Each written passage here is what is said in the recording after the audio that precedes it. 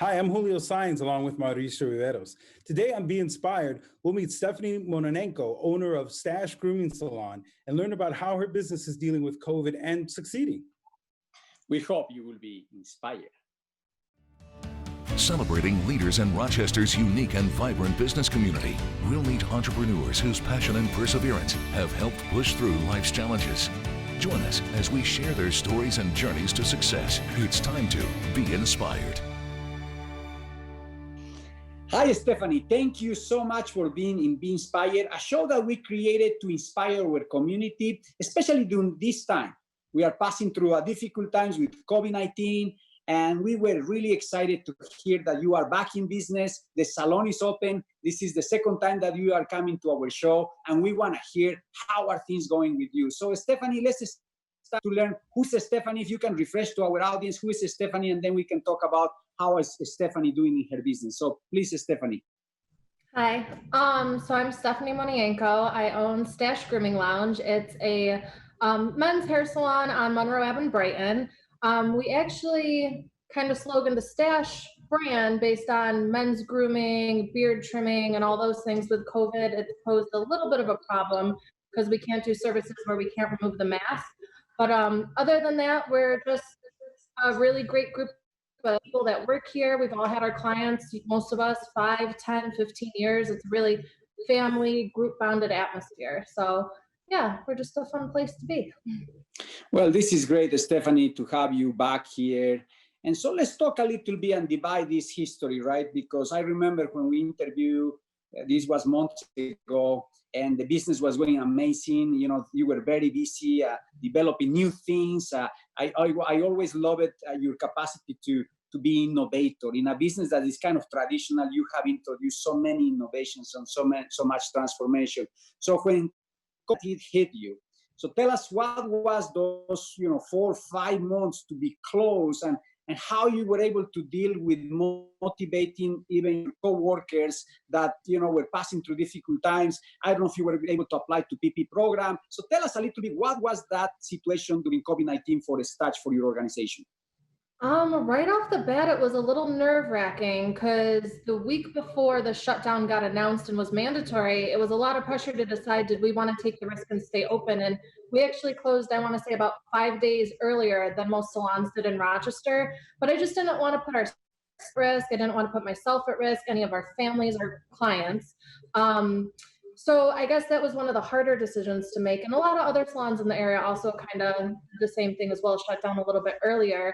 And we all got together and it was really heartfelt. There were some tears. There was, some hugs, like, is this really real? And my initial thought was it was just going to be 15 days, like the government was saying, like, let's all just shut down for 15 days. And then it just kept going on and on. So I think one of the biggest assets we have is that we're a really strong family here at Stash, and we had threads going. We're all messaging almost daily. We did a bunch of Zoom meetings. It was a really positive atmosphere behind the scenes. And if somebody was struggling, we all tried to help each other out. And I think that kept us really close during the shutdown. So that was really a great thing to have. There was definitely ups and downs. Some of the girls thrived, they did at-home projects. Me personally, I think I crocheted 2 blankets to keep my hands busy. Just little things like that we tried to do. I spent a ton of my downtime on a lot of Zoom conferences, researching what other states were doing, especially Georgia got a leg up and opened. It was 3 to 4 weeks before us. So I read all of their guidelines on opening.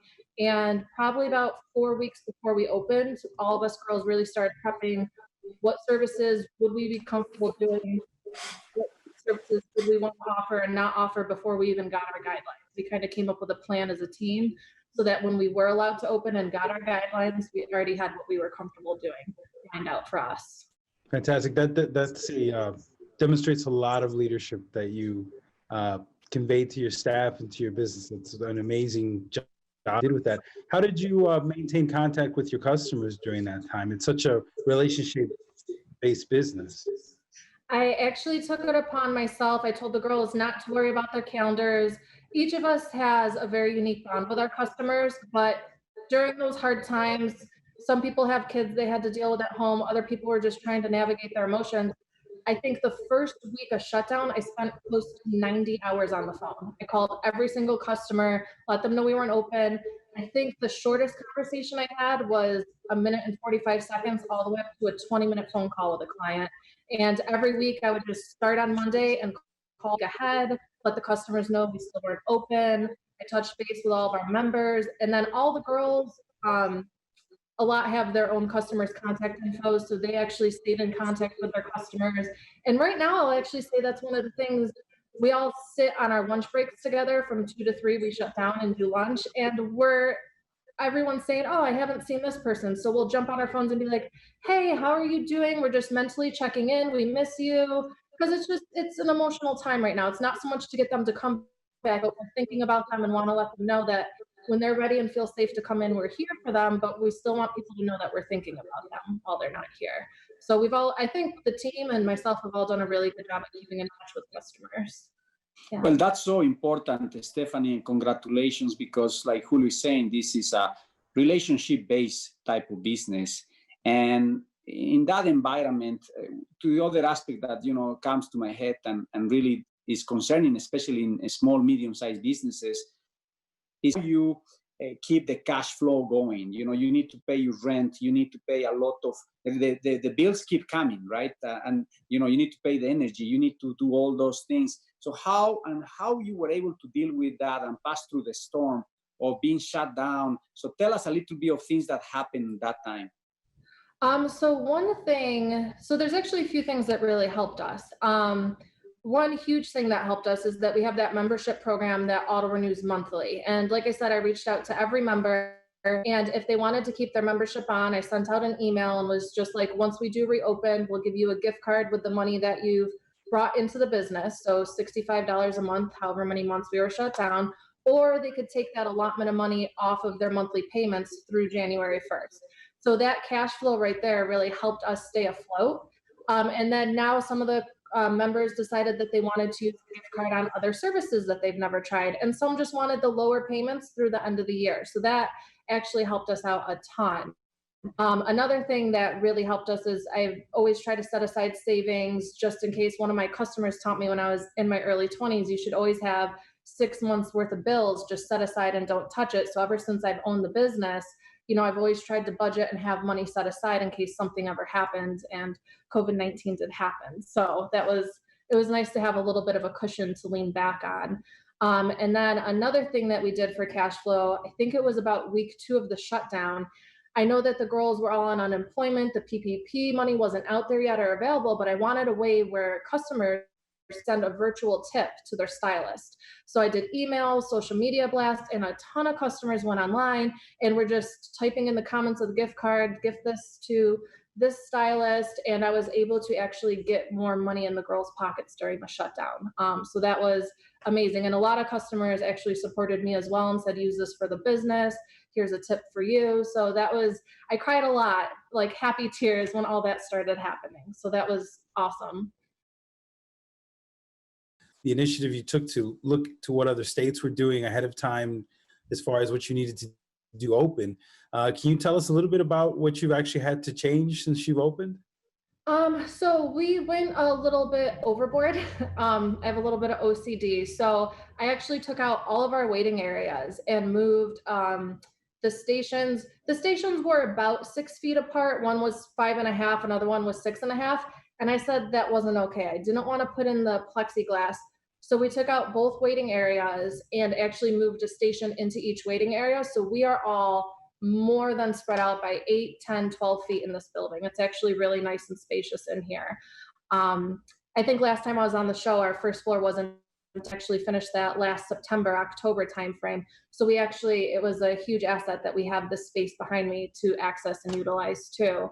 A lot of Rochester salons came together. There was a page created, I think it's Rochester, New York Beauty Professionals, and then Rock Hair Exchange. And we would all go on there and say our ideas. Some things that were mandated were using specific cleaners that we were already using, making sure all of us here took the Barbicide certification for COVID-19 and the Barbicide. It was just a refresher course. We have to take all those certifications when we're in hair school. They're all about cleaning, disinfection, sanitation. So we all took refresher courses. And then a lot of salons had some great ideas. One salon mentioned doing a Rubbermaid kit where you put a cape, clean towels, combs for each client. So as soon as it comes out of the dryer, I went and I bought the little Rubbermaid kits. So as soon as things come right out of the dryer, someone's geared up and folds everything, puts it away so it's nice and sanitized and disinfected for the next client. And then when we're done, a huge thing that actually was brought up from a Georgia salon was cross-contamination. So the first week we were open, I think the first 4 weeks, we weren't doing shampoos because we do share shampoo sinks. So once I knew the COVID numbers were lower in Monroe County, again, we're using the appropriate disinfectants, making sure that they're sitting for the appropriate amount of time. I just didn't want to start using those areas till we felt safer as a group here. So we tried to eliminate any cross-contamination areas. What else did we do? Other things were the UV lights. We actually bought their, for cell phones, their little UV sanitizers and disinfectants. We have one at each station for our scissors and tools that we don't bring downstairs and use the disinfectants on. Yeah, we really just pretty much set it up so everyone has their own little space in here with all the appropriate tools, cleaners, and everything like that. Well, Stephany, I admire and I love to see the creativity, the passion, and the care, because you really care about your coworkers, your clients, the community in general, and tells a lot about your core value organization. And that's so beautiful to see. I just love it, your creativity about making sure that your employees will continue to be able to get some cash in hand. And that is so valuable as a leader. Now, let me ask you this question. If you can summarize, what are the lessons learned? Okay, what are the things that, because I think every business is learning. And I think a lot of the business, we were not prepared. We never dream. If you put a dream and a nightmare, I will never have this type of nightmare. I will think about, 9/11 was terrible, was difficult, but was just, as a short period of time. It was hard and hurt us, all of us.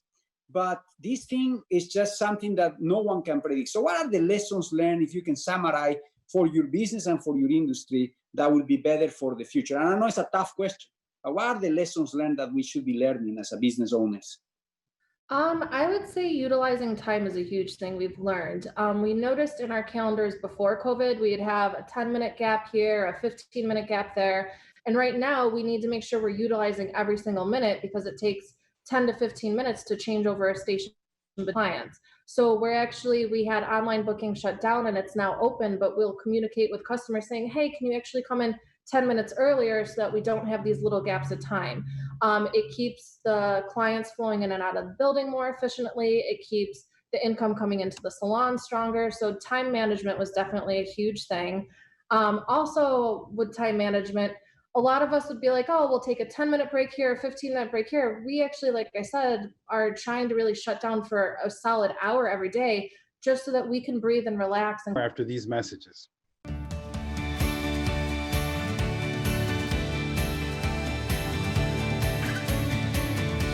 Now, you've mentioned a couple times the great care that you take with your staff, and that's commendable, and I'm sure it's a great place to work. I know some people have had trouble finding staffing during this time. Have you had any issues with recruiting employees? Not recruiting yet. We just started posting some help wanted ads. It was actually, again, really emotional for me reopening, and I was planning on calling people, and we had a meeting that Sunday before we opened, and the staff just came in here and the whole team came together and they were running around cleaning. They went above and beyond, and I literally was in tears that night about how much, as much as I try to be there for them, they are here for Stash. Like, it is truly, like, I'm gonna tear up now. It's such a great atmosphere here. And we are trying to recruit right now just because one of our full-time employees, she graduated hygienist school and we now have a chair available, but the whole team came back. And I really feel like we came back kind of stronger, different, and we're still tweaking some things, but I think we're in a pretty good spot right now. I think with kids being out of school, I think with a lot of people working from home, it's been hard for a lot of people to even come back into our industry. So I don't know if we will have them recruiting or not, but I've been in touch with a few people and I'm hoping we find a good person to join our team. Yeah. what is your sense of how your customers are taking all this? Do you find customers are coming in and they don't want to wear masks, or do you have customers that are like afraid to come in? How's the spectrum look? So it's a very I've actually kind of got it dialed in a little bit, the whole spectrum, because again, we deal with a primarily male-based clientele. We do have some female clients as well. It's all more short barbering technique haircuts. But I would say, you know, any essential workers that were the hospital workers, the firefighters, employees of Wegmans, they were ready right off the gate to come in. So that was awesome. And then it was kind of round two of people that just wanted a haircut, get out. And as soon as everyone walks in, they felt safe. They love how we spaced it out. And then there's a good percentage of our clientele right now that we've touched base with that still, they're unsure COVID-19 is. And then with the riots going on, they just wanted to pull back a little bit. So we're still seeing that there is a chunk of our clientele missing. And when we touch base with them, it's just for their own safety. I actually Saturday just called a client and we were on the phone and I'm like, hey, how are you doing? Just wanted to mentally check in. And he even told me he thinks it's going to be about another month before he feels safe to come in the salon. And I said, if you need anything, anyone to talk to, I'm here.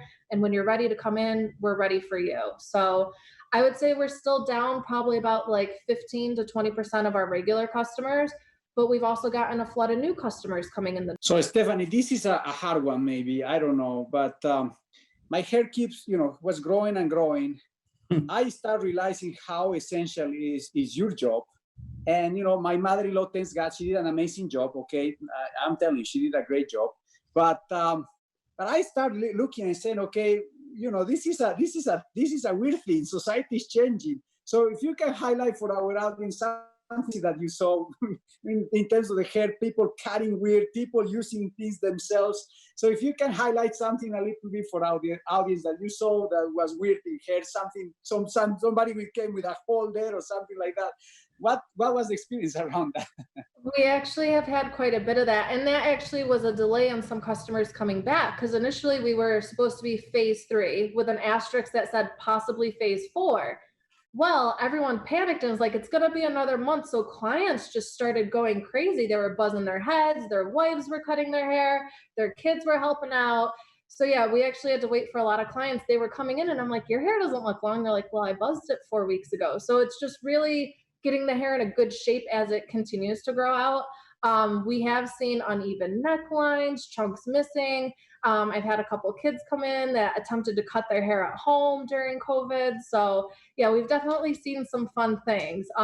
We even have customers sending us pictures. We're calling it the COVID dash. So we'll start launching a campaign with that they're like, well, I'm wearing a mask. So they're growing out these crazy, ridiculous mustaches right now. So yeah, people have definitely taken things into their own hands. And it's interesting kind of seeing all the different hair trends.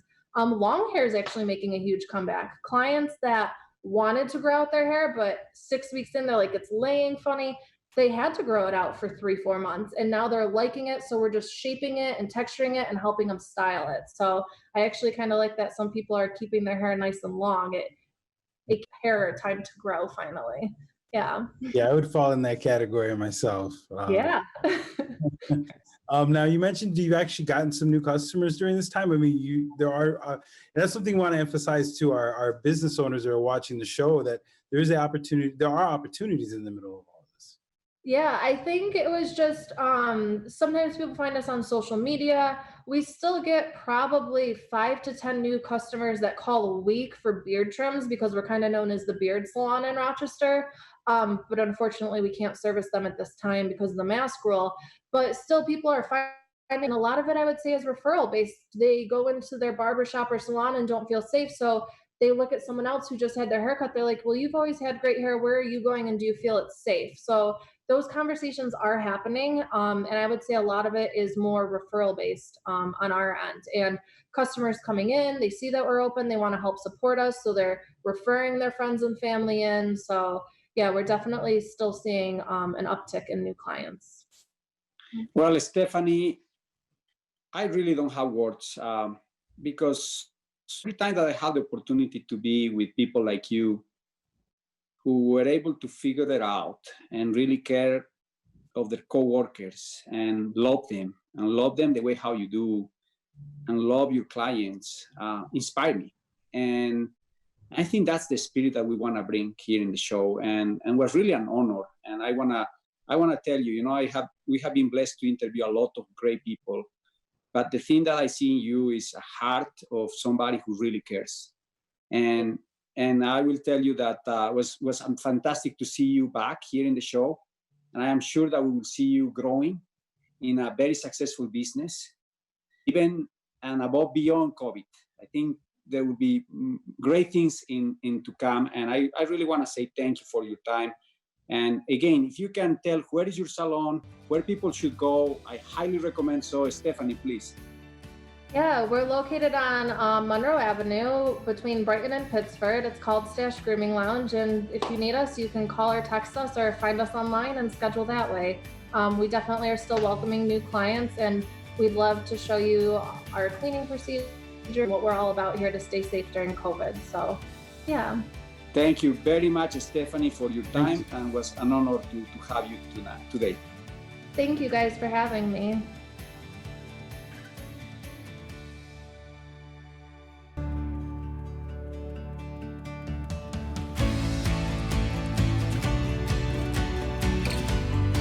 Coming up next week on Be Inspired, we'll meet Herb Escher, the president and CEO of Dale Carnegie of Western New York. To watch today's episode and the complete interviews of our guests, go to rochesterfirst.com/beinspired. For more great talk with Rochester's entrepreneurs, listen to Poder 97.1 Saturdays at 9 a.m. For Mauricio Riveros, I'm Julio Saenz. We'll see you next week on Be Inspired.